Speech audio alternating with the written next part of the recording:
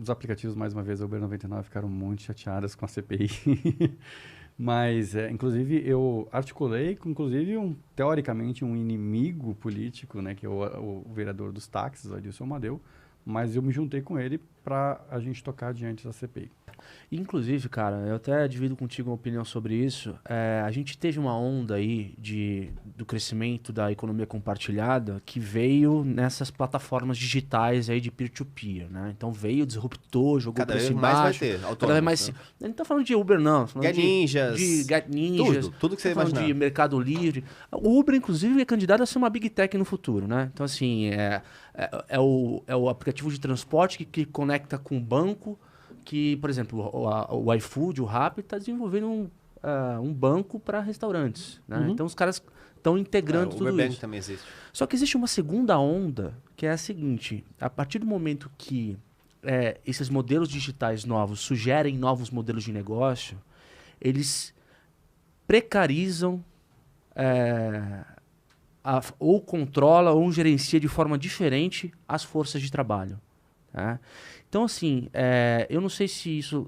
eu dei uma olhada lá na pauta, inclusive um post que você fez recentemente, que falava da precarização das relações de trabalho. No caso da CPI.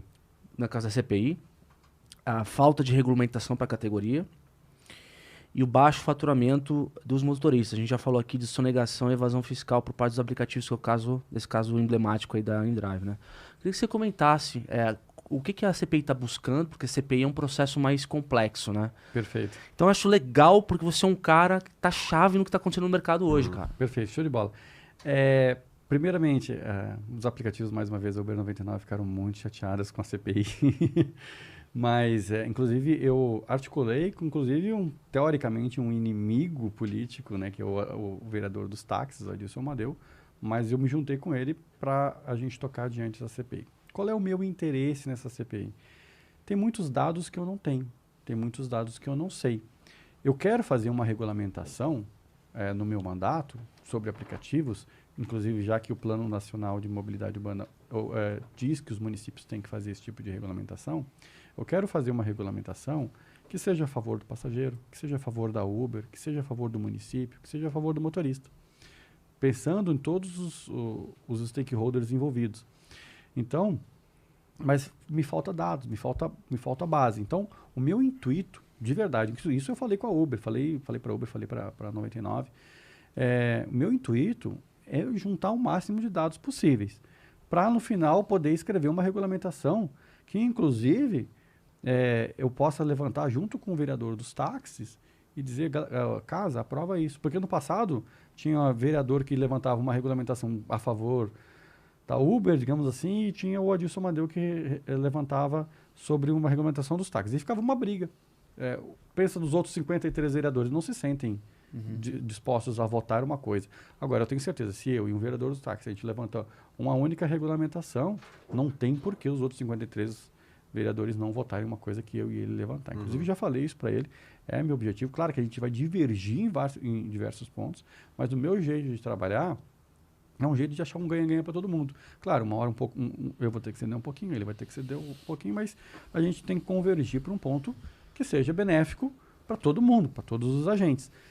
E esse é meu objetivo com a CPI. É juntar fatos, juntar números para que seja. Por exemplo, uma coisa que eu não sei, de verdade, eu não sei.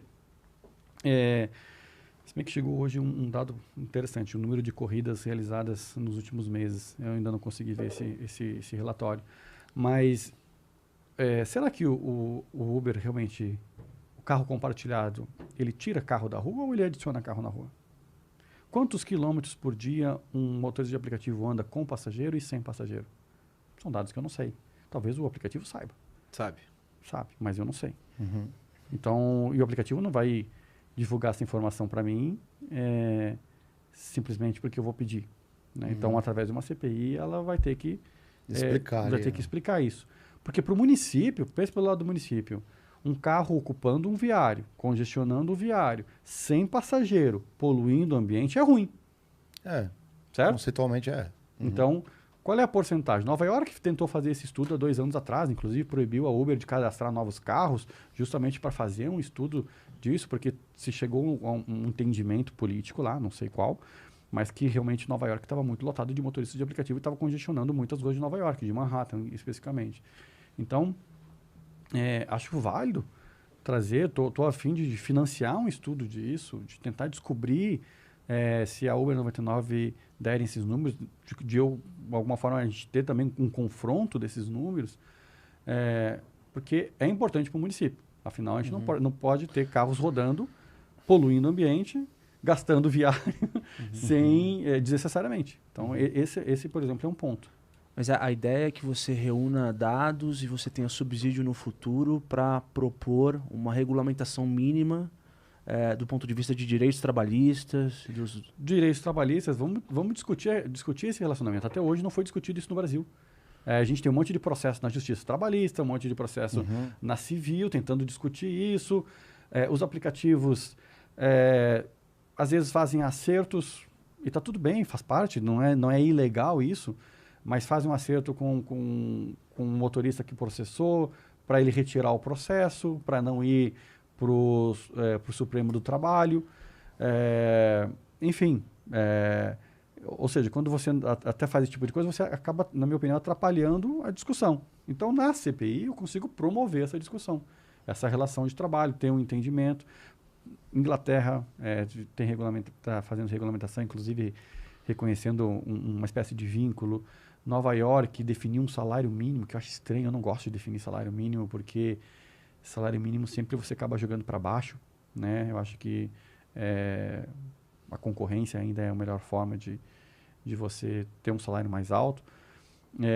Califórnia estava com um reconhecimento de vínculo trabalhista, e aí a Uber, com sucesso, junto com a Lyft lá na Califórnia, conseguiu aceitar a proposta 22, que agora foi derrubada, a tal da proposta 22, na justiça, então acabou ficando num limbo também.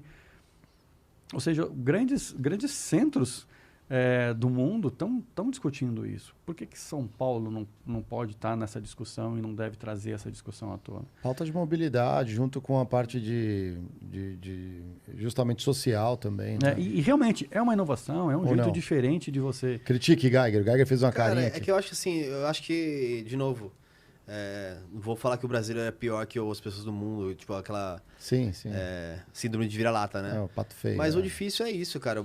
Os maus exemplos no Brasil carregam bandeira. E aí você pega um cara que dirige metade do dia na Uber e metade na 99, processa as duas...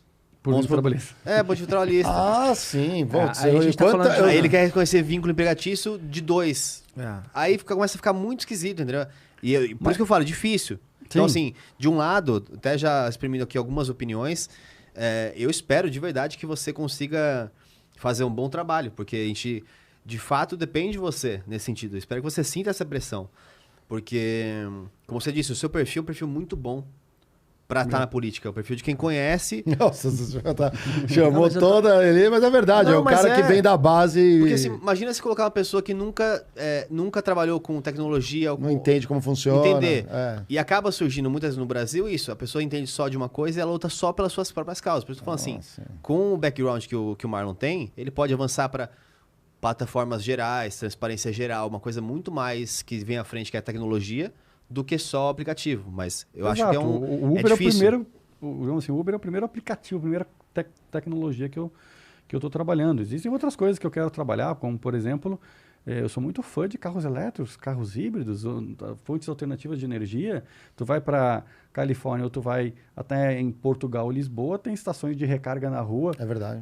Para você carregar seu carro. Por que São Paulo não tem uma estação de recarga, um eletroposto na calçada para uma pessoa estacionar o carro na Zona Azul e ali ainda poder carregar o seu carro?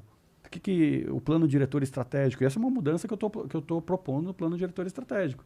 Então, tipo assim, fugindo um pouquinho aí do mundo dos aplicativos, eu estou pensando também nessa evolução. Eu vou para fora do Brasil, eu vejo tanta coisa e eu falei assim, não, olha, venho aqui para São Paulo, que tá retrógrado, tá retrógrado demais. A última vez que eu estive na Califórnia foi em 2016, já tinha vários Tesla andando sozinho na rua, carro elétrico, tomadinha para carregar em tudo quanto é canto. Eu falei, 5 anos depois aqui em São Paulo, não vejo nenhum.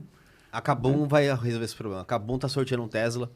Esse é um Free Edge. Isso aí, Free Edge. Free O Kabum lembra do Monark. O Monark fala do Tesla toda hora. Pô, é verdade. Deixa o Monark participar de um sorteio de um Tesla. Não, mas cara. você pega o Tesla aqui, aí você anda, acabou a bateria, você tá parado num lugar, não tem como. Você vai ter que rebobinar o carro.